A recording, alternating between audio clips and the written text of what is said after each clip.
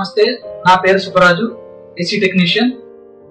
ఏసీని తక్కువ current bill తో ఏ విధంగా రన్ చేసుకోవాలి మరియు ఎయిర్ కండిషనర్ ని హెల్దీగా ఏ విధంగా ఉపయోగించాలి అన్న దాని మీద మీకు కొన్ని టిప్స్ చెప్తాను. ఎయిర్ కండిషన్ రూమ్ లో సీలింగ్ ఫ్యాన్ అన్నది ఆన్ చేయకూడదు. సీలింగ్ ఫ్యాన్ వల్ల 7 లాసెస్ ఉంటాయి. First loss, air condition room లో చల్లగాలి కింద, వేడిగాలి పైన ఉంటుంది.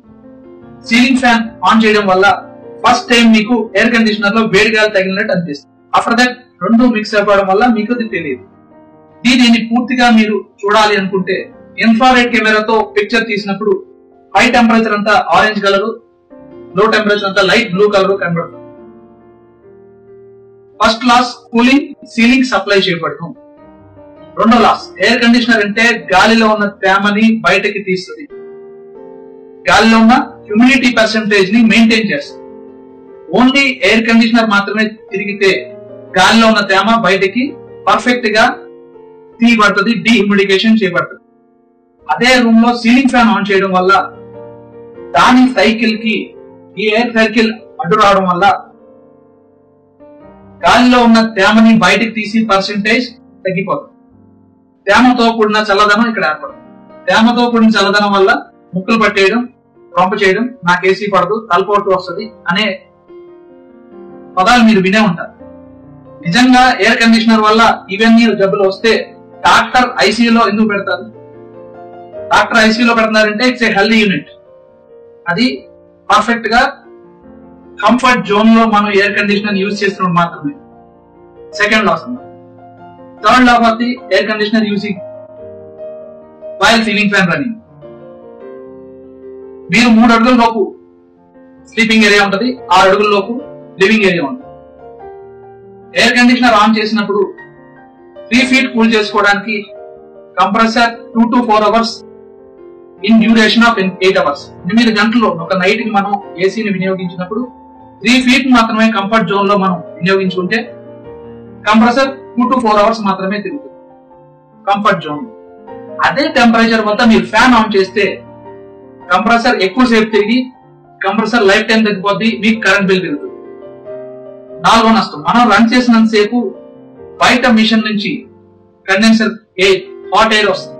అంటే మనం చల్లబడుతూ ప్రపంచాన్ని వేడి చేస్తున్నాం. GWT, global warming temperature. మనం 3 అడుగులు లేదా 6 అడుగుల సుఖం కోసం వినియోగించినప్పుడు వచ్చిన టెంపరేచర్ చుట్టుపక్కల వాతావరణాన్ని 1 degree రైజ్ చేస్తే కంఫర్ట్ జోన్ లో, అదే జోన్ లో మనం ఫ్యాన్ ఆన్ చేస్తే కంప్రెసర్ ఇంకా ఎక్కువసేపు తిరిగి ఇంకా ఎక్కువ హీట్ ని ప్రొడ్యూస్ చేస్తుంది. 6th లాస్, మనం ఎయిర్ కండిషనర్ ని క్లోజ్డ్ సర్క్యూట్ లో యూజ్ చేస్తాం. డోర్స్ అన్ని క్లోజ్ చేస్తాం. మనం క్లోజ్డ్ సర్క్యూట్ లో యూజ్ చేస్తున్నప్పుడు మనం వదిలిన కార్బన్ డైఆక్సైడ్ ఎక్కడికి వెళ్తుంది?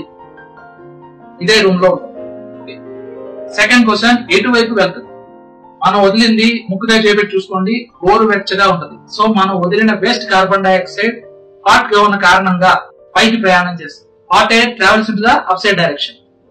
సో ఫ్యాన్ ఆన్ చేయకుండా ఉంటే మనం వదిలిన వేస్ట్ గ్యాసెస్ అన్ని పైన లిఫ్ట్ అయి ఉంటాయి. మీరు ఫ్యాన్ ఆన్ చేస్తే వాటిని కింద దించుకున్నాడు. 7th లాస్, సాధారణంగా ఎయిర్ కండిషన్ కరెంట్ బిల్ ఎక్కువ తీసుకుంటుంది అని అనుకుంటుంది.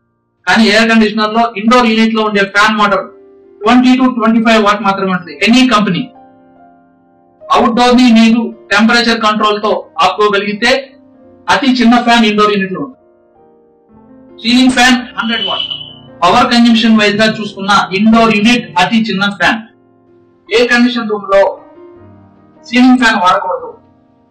కానీ ఎయిర్ కండిషన్ రూమ్ లో వచ్చిన గాలి, ఎయిర్ కండిషన్ లో వచ్చిన గాలి ఎదురుగుండా ఉన్న వ్యక్తులకు మాత్రమే సరిపడా CFM, cubic feet per minute air supply ratio, దానికి ఎదురుగుండా వ్యక్తులు మాత్రమే అందజేస్తారు.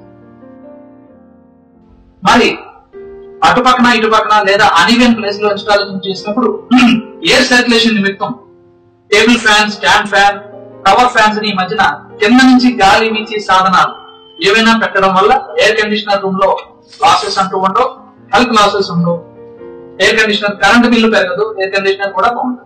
సో ఎయిర్ సర్క్యులేషన్ నిమిత్తం టేబుల్ ఫ్యాన్, ఆ స్టాండ్ ఫ్యాన్, ఆ parachute fan, tower fan, any fans కింద సర్క్యులేషన్ బిలో 6 feet హైట్ మనం ఫిక్స్ చేసుకోవచ్చు. Benefits of air conditioner indoor unit running. Indoor unit తిరగడం వల్ల 4 రకాల బెనిఫిట్స్ జరుగును.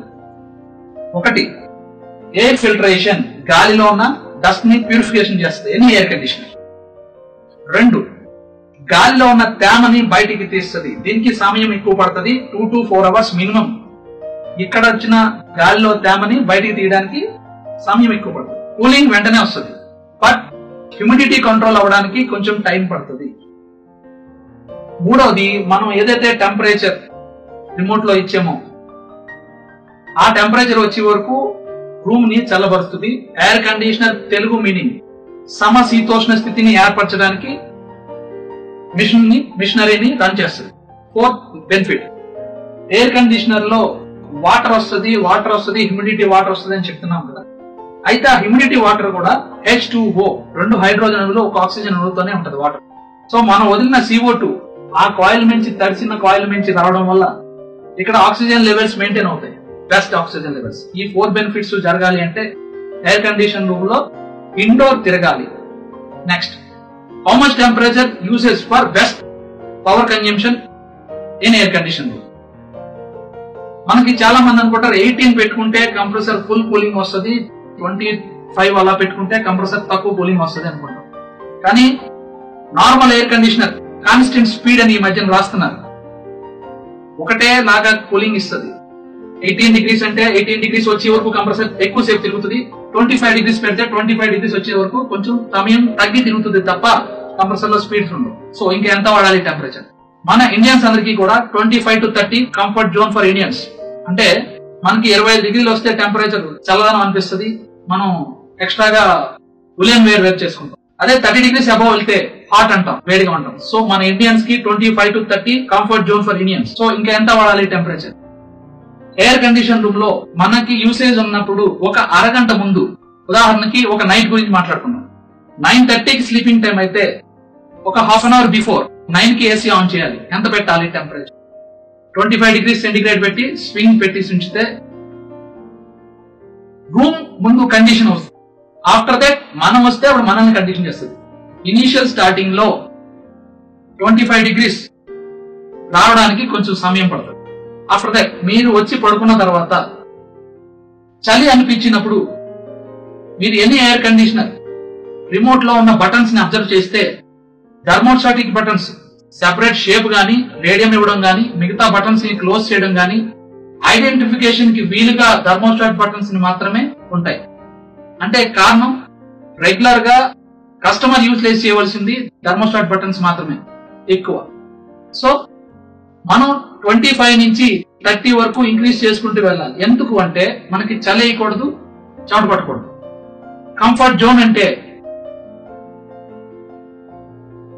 మనకి టెంపరేచర్ ఏ విధంగా ఉండాలి అంటే డిసెంబర్ లేదా జనవరి నెలలో ఫ్యాన్ లేకుండా పడుకున్న రోజు ఒకటైనా ఉంటది కదా, అంటే దాన్ని కంఫర్ట్ జోన్ అంటే. ఎయిర్ కండిషనర్ తో కంఫర్ట్ జోన్ క్రియేట్ చేసుకోవడం వరకే. అతి శీతలం మంచిది కాదు, అలాగే అతి హాట్ టెంపరేచర్ మంచిది కాదు, ఆ టెంపరేచర్. సో మనం ఎంత వాడాలి temperature? 25 initial starting, after that 26, 27, 28, 29, 30. Initial starting లో స్వింగ్ ని పెట్టండి. ఆఫ్టర్ దట్ 28 క్రాస్ చేసిన తర్వాత 10:30, 11కి మీకు క్రాస్ చేయాలనిపిస్తుంది, అప్పుడు టెంపరేచర్ రైజ్ చేస్తారు. రైజ్ చేసిన తర్వాత స్వింగ్ ని డైరెక్ట్ గా పెట్టుకోవచ్చు. ఎందుకు పెట్టుకోవాలి? మీరు హాట్ గా ఉన్న సంగతి ఎయిర్ కండిషనర్ తెలియాలి అంటే ఆ స్టాటిక్ హీట్ మీకు తగలాలి.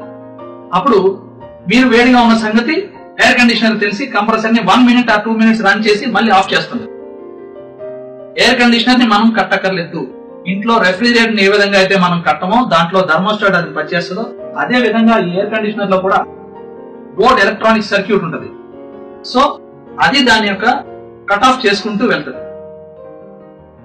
టెంపరేచర్ వన్స్ ఒకసారి రీచ్ అయిన తర్వాత అతి చిన్న ఫ్యాన్ మాత్రమే మనకి తిరుగును.